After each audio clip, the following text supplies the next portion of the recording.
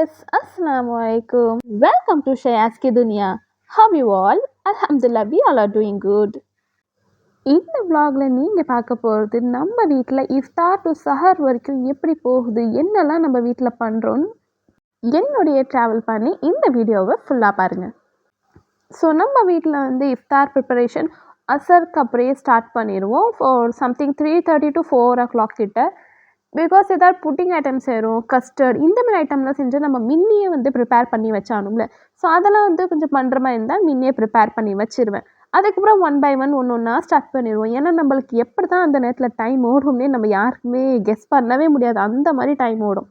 So இந்த மாதிரி first என்ன பண்ணேன், ஃப்ரூட்ஸ் எல்லாம் கட் பண்ணி வச்சாச்சு. இது வந்து பைனாப்பிள் வந்து ஃபுல்லாக வாங்கிட்டு வந்து நீங்கள் இப்போ ஃபுல்லாக வாங்கிட்டீங்க, அதை ஸ்கின்லாம் பீல் பண்ணாமன்னா இந்த மாதிரி அதை கட் பண்ணி வாஷ் பண்ணி ஒரு பாக்ஸில் போட்டு வச்சிட்டிங்கன்னா உங்களுக்கு அந்த டைமில் கொஞ்சம் ஈஸியாக இருக்கும். எடுத்தோமா வாஷ் பண்ணி அப்படியே வச்சோமான்னு இருக்கும். ஸோ அன்றைக்கி வந்து நான் வந்து லெஃப்ட் ஓவர் கொஞ்சம் மேகி இருந்துச்சு, அதை வச்சு ஒரு டிஷ் ப்ரிப்பேர் பண்ணியிருந்தேன், கட்லெட். அது எப்படி ப்ரிப்பேர் பண்ணியிருந்தேன்னு சொல்லிட்டு நம்ம சேனலில் ஷார்ட்ஸில் அப்லோட் பண்ணியிருக்கேன் அண்ட் டிஸ்கிரிப்ஷனில் கண்டிப்பாக கொடுக்குறேன், செக் அவுட் பண்ணுங்கள். கொஞ்சம் புதுசாகவும் நம்ம யோசித்து பார்க்கலாம்ல. அப்புறம் வந்து இன்ஸ்டன்ட் பீஸா செஞ்சுருந்தேன். இதுவும் வந்து பாவு இருந்துச்சு, இது நம்ம ப்ரெட்டில் கூட பண்ணலாம். பாவு இருந்துச்சு, சரி ஓகே அது ஏன் நம்ம இருந்து அப்படியே விடுறது. ஏன்னா ரொம்ப நாள் வந்து பாவெலாம் வச்சு சாப்பிடக்கூடாதுல, ப்ரெட் ஐட்டம்ஸ்லாம், பேக்கிங் ஐட்டம்ஸ். ஸோ நான் என்ன பண்ணேன், இந்தமாரி ஏதாவது ட்ரை பண்ணி பார்ப்போம்னு சொல்லிட்டு பீஸா மாதிரி ட்ரை பண்ணி பார்த்தேன். உண்மையாகவே சூப்பராக தான் இருந்துச்சு. நீங்கள் யாரை ட்ரை பண்ணணுன்னா அதுவும் ட்ரை பண்ணுங்கள். அதோட லிங்க்கும் நான் டிஸ்கிரிப்ஷனில் கொடுக்குறேன், ஷார்ட்ஸில் அப்லோட் பண்ணியிருக்கேன், செக் அவுட் பண்ணிக்கோங்க. நான் பண்ண வேண்டிய டிஷ் எல்லாம் நான் ஒவ்வொரு சைடு ப்ரிப்பேர் பண்ணிவிட்டு மம்மிகிட்ட கொடுத்துருவேன். மம்மி அதை ஃப்ரை பண்ணுறதோ இல்லை என்ன ரோஸ்ட் பண்ணணுமோ நான் எப்படி சொல்கிறேன்னு செஞ்சு எடுத்துருவாங்க. ஏன்னா அடுத்தடுத்த வேலை இருந்துகிட்டே இருக்கும், நம்ம இங்கே கொண்டு வந்து எல்லாத்தையும் அரேஞ்ச் பண்ணி வைக்கணும். ஸோ இந்தமாரி எதாவது இருந்துகிட்டே இருக்கும். மெயினாக வந்து அசர் தொழுதுட்டு தான் நம்ம வேலையை ஆரம்பிக்கணும் போல். ஏன்னா சில நேரம் ரொம்ப டைம் அப்படியே ஓடிடும், அசருக்கு டைமே இல்லாத மாதிரி இருக்கும். மோஸ்ட்லி எங்கள் வீட்டில் நான் தான் கொஞ்சம் அசர் தொழுறதுக்கு லேட் ஆகிடும். நான் கொஞ்சம் டிஷ்ஷுக்குள்ளே பூந்துட்டேன்னா அதை கம்ப்ளீட் பண்ணிட்டு வரணும் அப்படின்னு நினச்சிக்கிட்டு இருப்பேன். ஸோ அல்ஹம்துலில்லாஹ் அன்றைக்குள்ள இஃப்தார் ப்ரிப்ரேஷன் எல்லாமே டைமுக்கு எல்லாம் கம்ப்ளீட் பண்ணியாச்சு. சீக்கிரமாகவே உட்காந்து துவா கேட்டாச்சு. ஸோ அன்றைக்கி நம்ம வீட்டில் இஃப்தாரில் மேகி கட்லெட் செஞ்சு, சென்னா சாட் அண்டு ஆனியன் பக்கோடா, இது நம்ம நோம்பு கஞ்சி ஆஸ் யூசுவல் எல்லாத்துக்கும் தெரிஞ்சது.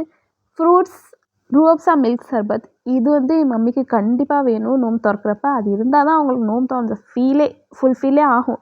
ஸோ நம்ம வீட்டில் ஜஸ்ட்டு நானும் என் மம்மி மட்டும் தான் இதை எடுத்துப்போம். வேறு யாரும் தம்பி தங்கச்சிங்க அவ்வளோவா இதை லைக் பண்ண மாட்டாங்க. மோஸ்ட்லி பிள்ளைங்கனால ஒரு நல்ல ஹெல்த்தான இது கொடுத்தாலே எல்லாம் வேணாம் தான் ஓடுவாங்க.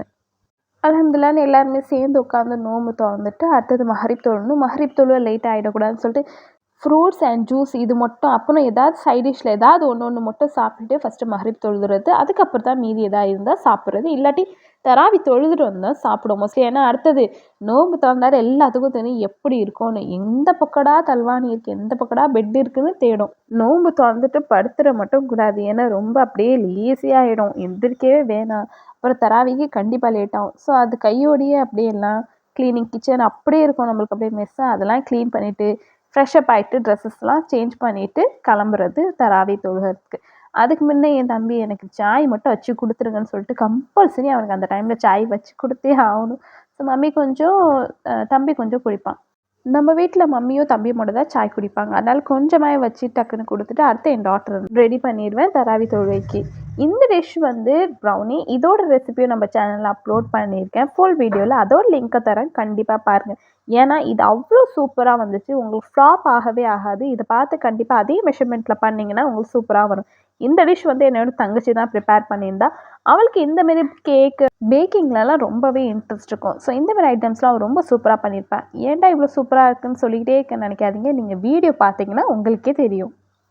தராவி தொழுகை போயாச்சு. ஃபஸ்ட்டு இஷா தொழு வச்சுட்டு அடுத்தது 4 ரக்காய் தொழுதுட்டு கேப்பில் நம்மளுக்கு ஒரு 15 to 20 மினிட்ஸ்க்கு வந்து பயான் சொல்லுவாங்க. ஸோ அந்த பயானில் பிட்வீனில் ஏதாவது கொஷின்ஸும் கேட்பாங்க, நம்மளுக்கு தெரிஞ்ச ஆன்சர் பண்ணலாம். இல்லைனா தெரிஞ்சவங்க யாராவது சொல்லுவாங்க, தெரியலனா கூட நம்ம அந்த டைமில் தெரிஞ்சுக்கலாம். ஸோ அதெல்லாம் ரொம்ப பெனிஃபிட்டாக இருக்கும்.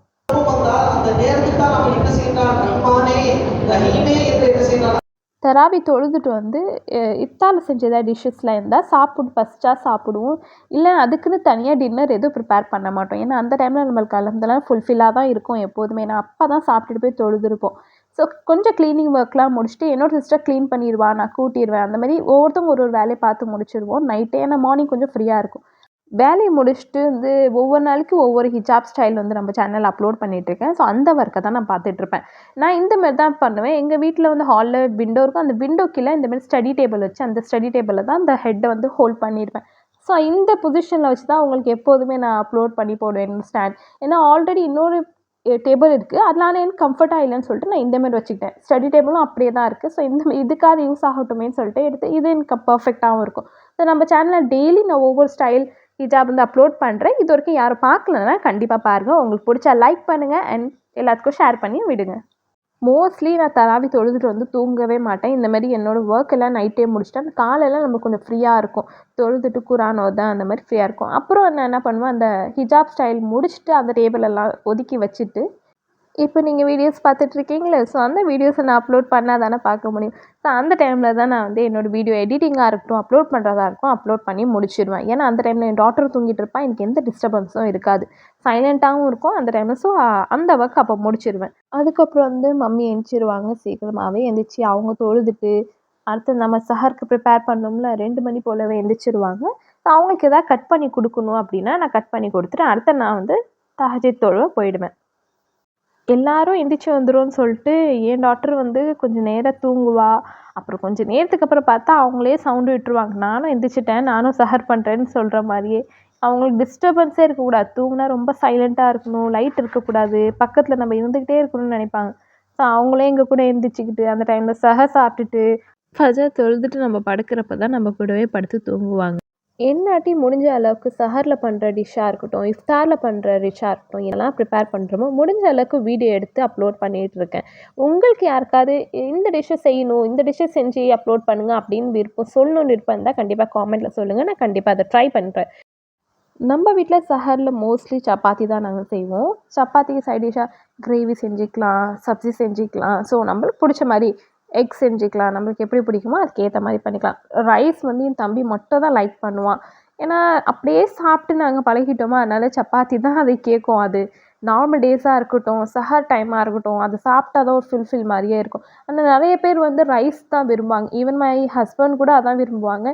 என்ன சப்பாத்தி சாப்பிட்றீங்க சஹர்லேயும்னு சொல்லுவாங்க. யாருக்கு எப்படி செட் ஆகுதோ அப்படி தானே. உங்கள் வீட்டிலலாம் நீங்கள் எப்படி சஹர் பண்ணுறீங்க, என்னெல்லாம் சாப்பிட்றீங்களோ கண்டிப்பாக காமெண்ட்டில் சொல்லுங்கள். அடுத்தது ஃபஜர் தொழு முடிச்சுட்டு எப்படா படுப்போம் அப்படின்னு இருக்கும். ஏன்னா நான் தூங்கவே மாட்டேன்னு சொல்கிறேன்னா, அதனால் அந்த டைமில் ஒரு தூக்கம் வரும் பாருங்கள். ஸோ ஃபஜர்லாம் தொழுதுட்டு சீக்கிரம் படுத்துடுறது. அடுத்து இந்த ஃபிஷ்ஷுங்களுக்கும் சாப்பாடு போட்டுறது. நம்ம மொத்தமாக சாப்பிட்ணும், அவங்கள தானே சாப்பிட்ணும். பாருங்கள் சாப்பாடு போட்டோன்னே இது எவ்வளோ வேகமாக போய் சாப்பிடுதுன்னு. ஸோ இப்போ நீங்கள் பார்த்த மாதிரி தான் நம்ம வீட்டில் இஃப்தார் டு சஹர் இப்படி தான் எப்போதுமே போகும். நெக்ஸ்ட் vlogல மீட் பண்ணலாம். Have a good day and அஸ்ஸலாமு அலைக்கும்.